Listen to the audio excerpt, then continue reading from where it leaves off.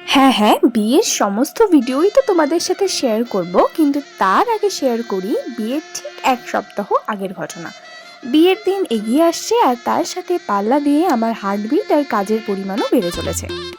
এমন অবস্থায় নিজের যত্ন নেওয়াটাও যেন স্বপ্নের মতো লাগছিল। আর ঠিক তার মধ্যেই আমি চলে গেছিলাম আমার 10ম নম্বর আইবুড়ো ভাত খেতে, তাও আবার বিয়ের ঠিক 5 দিন আগে। থাক, সেই গল্পটা বরং পরে কোনো একদিন শোনাবো, আজ আপাতত এই গল্পটাই শোনাই।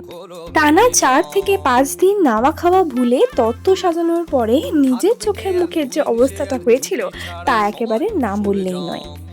তাই সেদিন সকালে এক ব্যাগ ট্রলি বাড়িতে গুছিয়ে রেখে আমি বেরিয়ে পড়েছিলাম আমার রূপচর্চার উদ্দেশ্যে।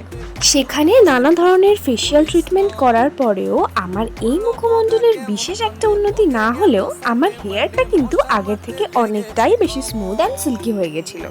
প্রায় 4-5 ঘন্টার রূপচর্চা পর্ব শেষ করে বরের পকেট খসিয়ে এত কিছু খাওয়ার যে আলাদাই একটা স্বর্গীয় সুখ আছে, আহা, তা আগে কেন বুঝিনি।